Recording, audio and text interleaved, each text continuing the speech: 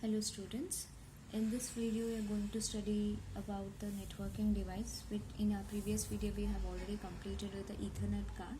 So today we are going to study about the modem. Okay, I hope all know what exactly the modem is. Okay, maybe some of you are having modem at your home, right? So this modem actually stands for modulator and demodulator. Now look at this slide. So I just want to explain why exactly we need the modem. Modem is nothing but it is a networking device that helps you to connect to the internet. Okay, so it actually helps the two different computer systems to communicate with each other over the internet. Fine. So let us just explain you this one image. So now let us consider this to be as the sender and this has to be as the receiver. Okay, I already said in our class, regular classes, that usually internet will be carried by the telephone lines. So when I say about the telephone lines, obviously the nature of the signals will be analog, which is this one. These kinds of signals will be carried by the telephone lines. But what kind of signals what our computer systems are having is the digital signals, which are zeros and ones. Okay, now let us think, if I don't have this modem, now two computer systems wants to communicate with each other, they are placed at the different location. So once this computer system sends the data, wherein the data is in the form of digital, okay, it has to reach to the public telephone network, okay, the telephone lines which has to carry your internet connection to the other end. But what is the nature of this telephone network is analog. So they are sending data as digital, but the nature of this telephone network to carry is analog. So by the time the digital signals will reach, it will never be detected by the telephone network, because the telephone network doesn't understand what kind of signals are these, right? Similar way at the other end also, if the signals come at this point of the time, these are in the form of analog signals, but your computer system is in the form of digital. When these analog signals have been passed, your computer doesn't accept the data, because its nature is to have the digital signals, not to understand the analog signals. So in order to solve this problem, we have a networking device known as the modem. Okay, and this modem actually stands for the modulator and demodulator. You can also say it as modulation or demodulation. Now let us understand what exactly the modulation is. Fine. See here, your computer system is communicating in the form of digital. So converting this form of digital signals into the analog form is nothing but this process is called as the modulation. So we need here as a modulator, as a device. Okay, so once your computer system sends the data which is in the form of digital, so the modulator which is present here has the capability of converting this digital data into the analog signals, and further these analog signals will reach to the public telephone network, which have the capacity to identify. They have to be in specific frequency, then only this public telephone network will recognize those signals. So this public telephone's network will accept these analog signal, go to the destination point. Now the process of converting this digital into the analog is nothing but modulation. But at the receiving end, okay, at the receiving end, so at this point of time we receive what? Analog signals, but we cannot directly pass these analogs to your computer system. In that case, I need a demodulator. Okay, I need a demodulator as networking device. So the demodulator job is to convert this analog signals back again into these digital signals, and then hand over these digital signals to your specific destination. That is nothing but, the process is nothing but demodulation, which is being done by the demodulator. I hope I am very much clear. The process of converting this analog signal into the digital signals is called as a demodulation process, which is being done by the demodulator. Now if a sender wants to communicate, okay, now sender is maybe the two computer system.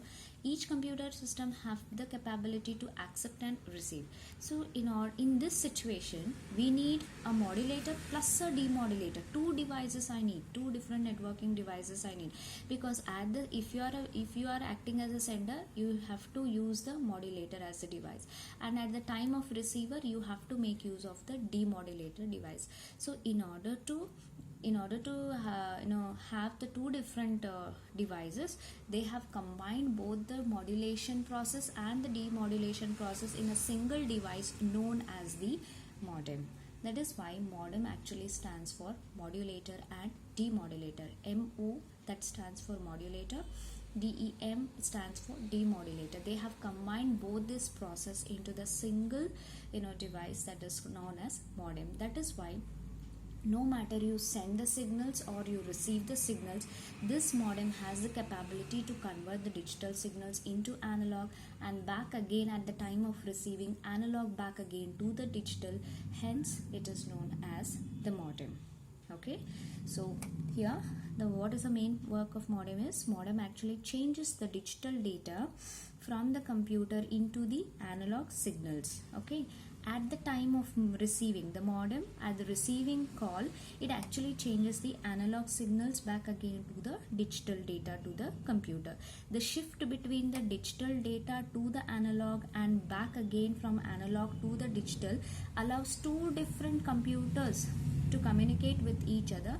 Hence it is called as modulation and demodulation. Okay, now let us understand the working of modem. So working of modem involves several steps.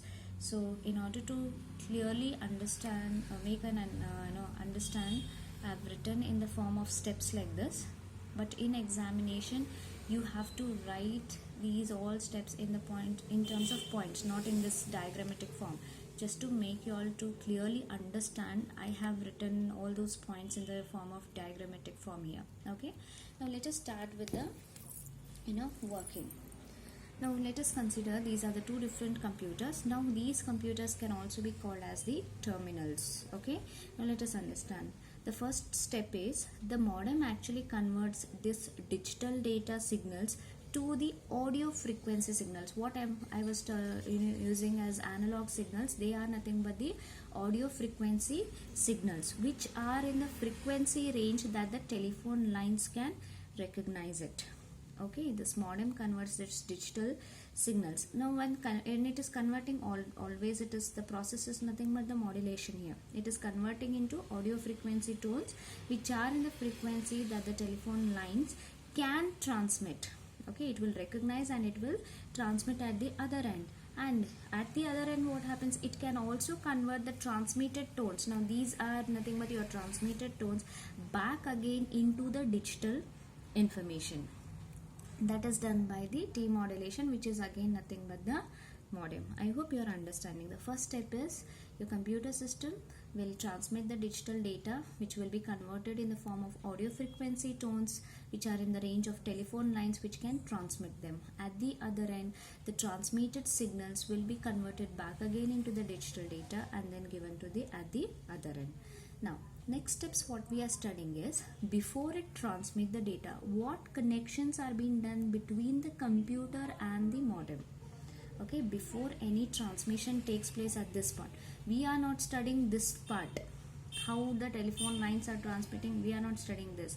We are studying what are the connections, internally connections will be done between this computer and this modem, how exactly the modem accepts the data in order to forward it to the destination. This part, the connection between the computer and the modem, we are further going to discuss. Now let us see the second point. Okay, after the power is turned on, that means once the main switch, now think that at your home the computer is there and the modem. Let us take as the three different computers are there with one modem connection. Okay, all that modem is being connected with all the three computer system. So no matter, now let us name those computer systems as A, B, C. Okay, no matter whichever computer system you take it, Once the power supply is on, the main power switch, when if you on, okay, the data terminal equipment, that means I already said the terminal computer is like can also be called as the terminal, the terminal. The data terminal equipment, that means your computer will actually go for runs for the self check. Self check means what? Once the power supply is on, first thing is your operating system will be loaded. Am I right? Once the operating system is loaded, then the power supply will be given to all the external devices. Once the your CPU is on, the power supply, you can see it on your, the next power supply we may go for the keyboard, then you can see the lights on your keyboard, then a power supply may go to the speakers, the power supply may go to the mouse. Like this, the power supply will go to all the external devices once the operating system is being loaded into the computer's memory. Same way, modem is also an external device.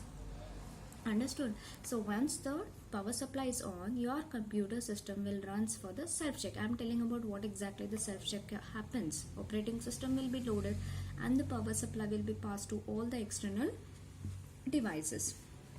Okay, in the meantime, this computer will set a signal known as data terminal ready signal. That means there is certain signals in the computer which will set as the data terminal ready signal. This signal tells to the modem, because power supply will also be given to the modem also. It will tell the modem that I am ready. That means your connected terminal is ready. Okay, it tells to the modem that I am ready. So for that to say, the data terminal ready signal will be set. Okay, next step. Now this one is data communication equipment, that is modem. We'll see it in the third step what exactly happens. Now in your previous step, our terminal had got a power supply. Now when the modem is powered up and ready to transmit the data, that means I said firstly your operating system will be loaded, then the power supply will be start giving to the external device. Think that the power supply is being given to the modem. Now what exactly modem will do? Okay, once the modem will first assert in the sense set. Okay, assert in the sense set. The modem will assert the data set ready signal. Okay, data set ready signal to the terminal. That means the modem also will reply back to the computer that even I am ready for data, to receive the data. Now see here, before transmission takes place, the computer will inform modem that it is ready. How it is informing? By setting a signal known as data terminal ready signal. Similar way, when the modem gets the power supply, modem also will reply back to the terminal by setting or asserting the signal known as data set ready signal, to indicate that even the modem is ready. Okay, now always remember one point thing is, when the modem is there at your home, always a modem will be given with a unique number. As you on the power supply, modem actually dials up that unique code. Okay, it will dial to that unique code to check to which computer it is connected to. What unique code to check whether I have connected to the computer, that is the correct computer I have the connection or no. Now as I previously gave an example, A, B, C, 3 computers are there. Think that A is connected, B is connected, B and C are not connected with you, with this modem. Okay, in that case, how the modem has to understand? So when it dials that specific code, okay, when it dials for the specific number to that computer will automatically recognize that is the unique code given by to that modem. Then they will then the modem will, once the dial up, that time modem will make a dial up to the terminal with that specific or the unique code.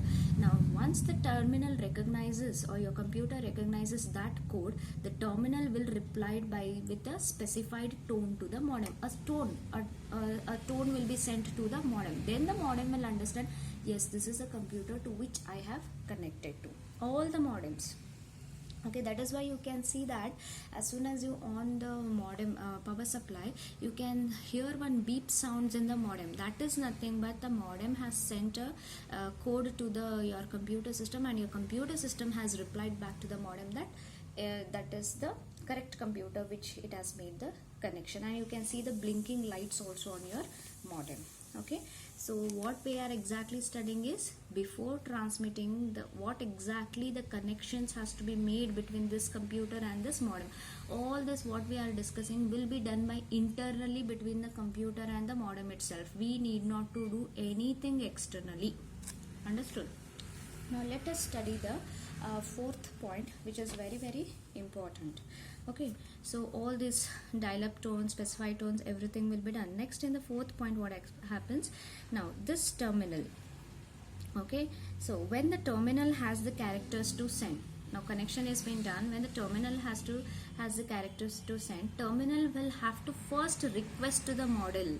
It has to request to the modem by sending a signal known as request to send. A simple example I'll give you why I have to go for this request to send signal is because think that some minister is coming to Hubli city.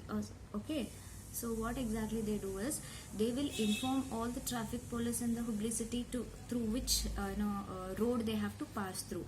So the police at the highway, they will inform to the traffic police in the Hubli city to keep the lane free. They will request so and so minister is visiting, so we are coming, like this. They will intimate. That intimation is nothing but terminal has to request before it sends anything to the modem. It has to request by sending a signal known as request to send signal. Once this happens, under the manual or the terminal control, this modem will send a signal known as carrier detect signal.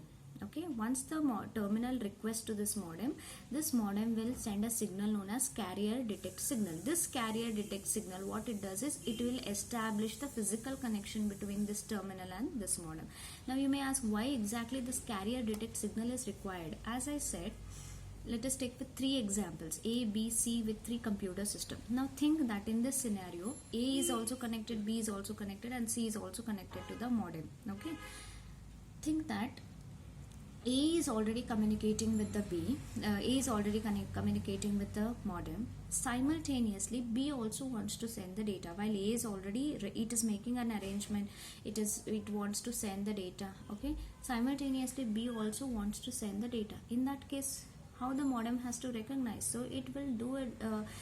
It will accept the data based upon first come first serve. In that case, modem has to establish the physical connection between the terminal and the modem. With whomever it is establishing the connection, almost with all the three, it will establish the connection. But before transmitting, it has to, as we have studied in the circuit switching technique, without having the physical connection we cannot transmit the data. Same thing happens here also. Before transmitting, they have to physically establish the connection. Once after this, what happened is modem will again has to reply back to the terminal by sending a signal known as clear to send signal. This is very very important. Once the modem sends us clear to send signal, then only this particular user A or the computer A will have the chance to transmit the data. Then the terminal will start sending the serially data characters to the modem. I said A, B and C all are connected. A is already transmitting, same time B wants to transmit the data to the other end to the modem.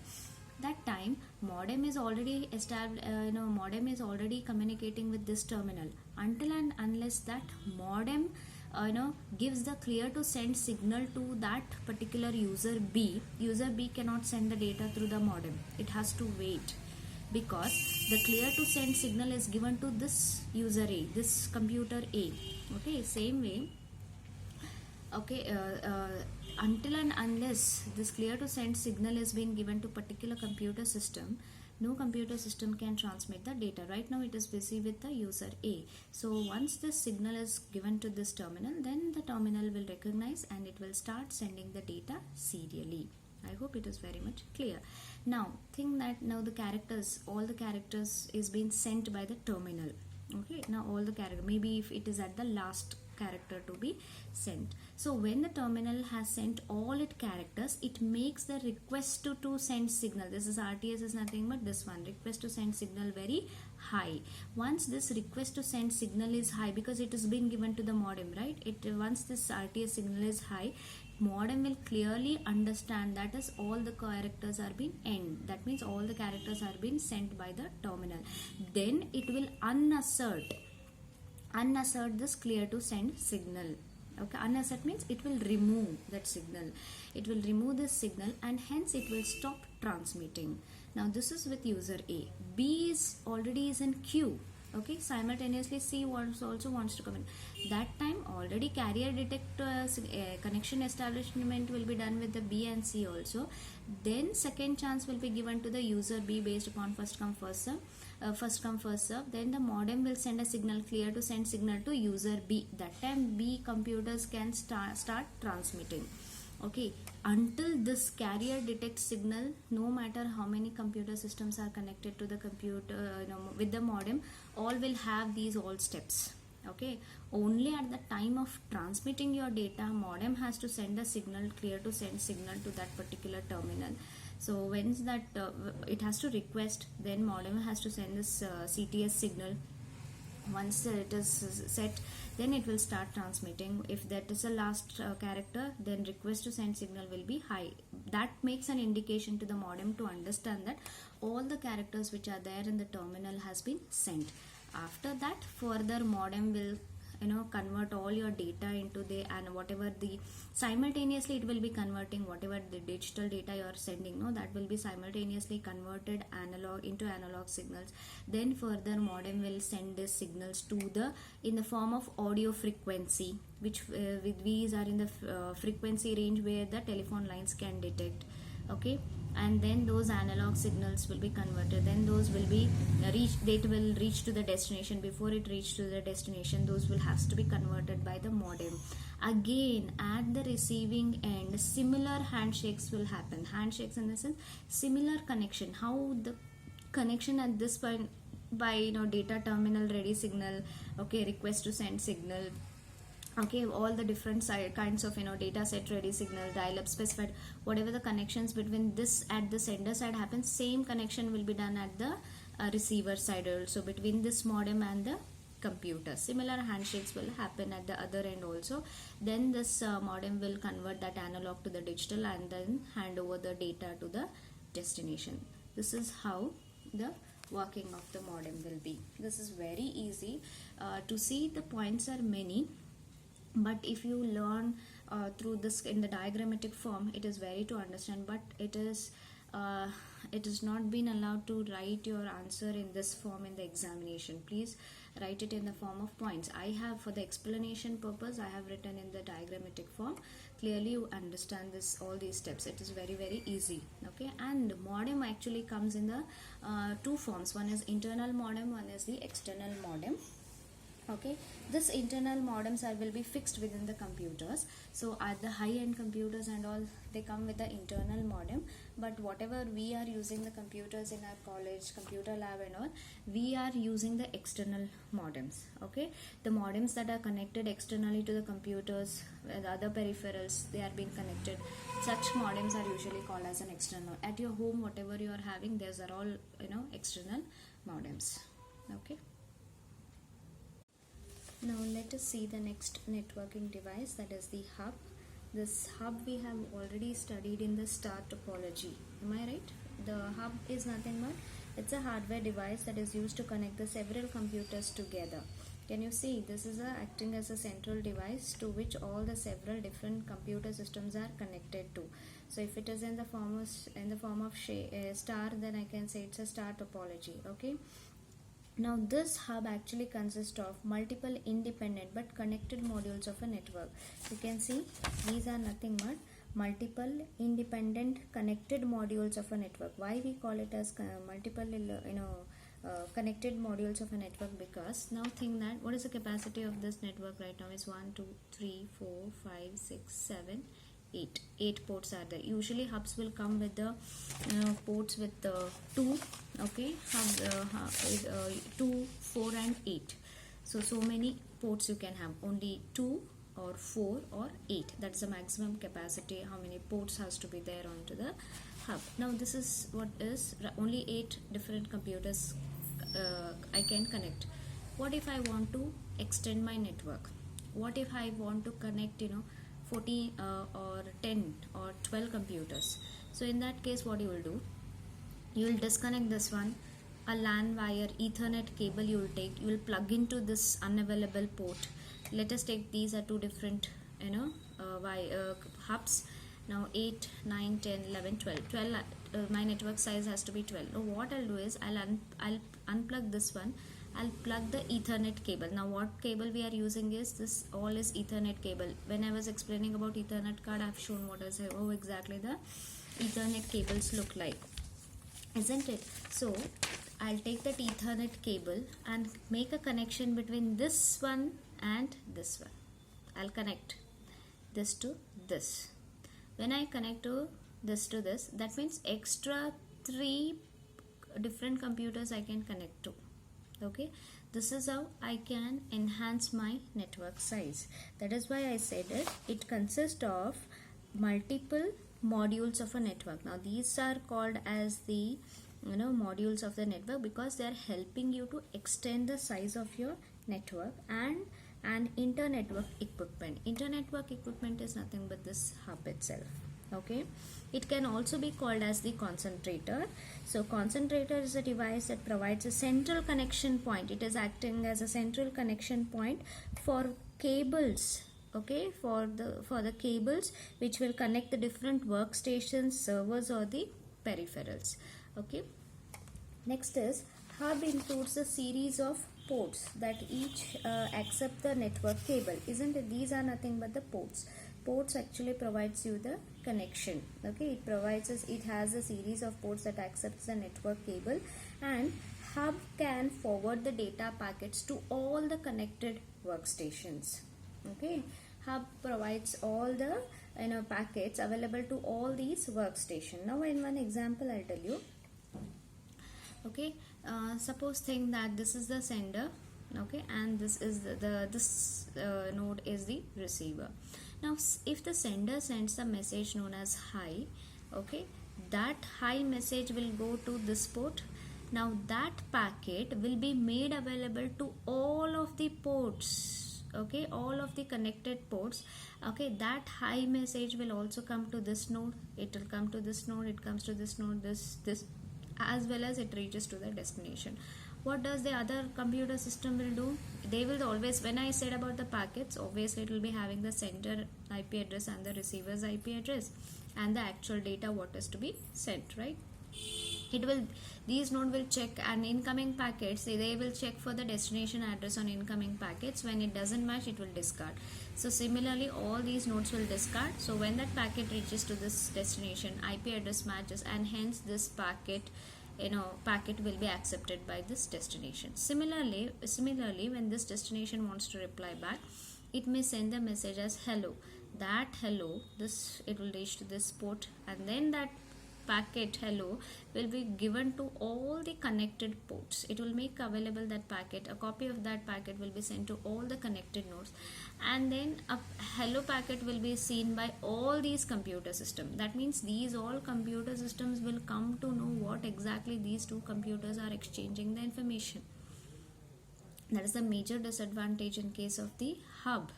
Okay, hub will actually broadcast the packet. Broadcast, it means it will send that copy of the packet to all the connected nodes. But it can be a disadvantage, it can be an advantage also. Suppose if one port, if it is not working, it will not stop the working the network will not fail. Instead, by some or the other way, the other ports will be working. So finally, suppose this port, if it is not working, a packet will be made available to all the connected nodes. If this node is not working, means okay, the packet may skip this port and it will make available to the other port, so that somehow it will reach to the destination also. Okay, so this is how exactly the hub works. What is the main work of the hub? It actually acts as a central connection point to which different computers or the workstations or the several servers, peripherals can also have the connection. Okay, now let us see what exactly the disadvantage of this hub. First thing is, this hub has the major role. If suppose, for example, I'll show this one. You can see this, you can clearly understand this. This is the hub and this is the switch. Switch we will discuss in the next topic video. So this is hub. It will broadcast the data to all the connected computers, to this also, to this also. This hub is not at all an intelligent. Whatever the packets it will get, it will make that packet to the available. Now there are two different, that is a disadvantage. It is sending the, say, your packet to all the connected computers. That is this major disadvantage hub, and nowadays we are not even using the hubs. Okay. Then there are two types of hubs. One is the active hub and one more is the passive hub. What exactly the work of active hub is? It actually amplifies the signal. Okay, active hub, it will electrically amplify the signals as it moves from one connected device to the another connected device. And active concentrator or active hub are used as a repeaters to extend the length of the network. Now I can show you here. Think that this is the active hub. Okay, so when the user sends your packet, first it will come here, packet will come. By the time it travels from here to here, your signal, so when the sender sends the signal, it will be a very clean signal, and you are using a cable, that is Ethernet cable. By the time it may reaches your hub, it may be smaller signal, distorted signal, means the strength may be loosened. If at all, if I'm using the active hub, it will regenerate your signal. Okay, the active hub usually act as an repeater. We have already studied this repeater in case of bus topology. Repeater work is, it will enhance the signal strength, it will regenerate the signal strength. So here, for example, this is a clean signal, your signal has passed to this. Now here is an active hub. After passing through that active hub, your packet, which has to go to rest of all the different workstation, when the outcoming packet, you will have the clean signal only. The signal strength will remain the same as it is being sent by the sender. This is what is the active hub. Active hub, it will electrically amplify the signals as though the sender is just beside, because the Ethernet cable can vary the size. It can, if in our computer lab, almost 50 different computers are being connected. So if the from the destination A to 7 or A to 8, this length will be there. No, by the time it reaches to your destination, the signal strength may be weakened. In that case, I have to use the active hub. Now one more is the passive hub. The passive hub is nothing but it will allow the signals just to pass through from one computer to another without any changes. This can be a passive hub. It will not regenerate whatever. So if the sender is sending the packet here, if the signal strength is distorted also, the passive hub, same way it will pass to the rest of the connected hub. There will be no change in the signal during transmission. Okay, and it will send the data packet as it is. It is not amplifying or nothing like that. Okay, that is the work. Amplifying is nothing, that is the being done. Amplifying means what? Strengthening the signal strength. Okay, that kind of amplifying will be done only by the active hub. So rest of the networking devices we'll see in our next video. Thank you.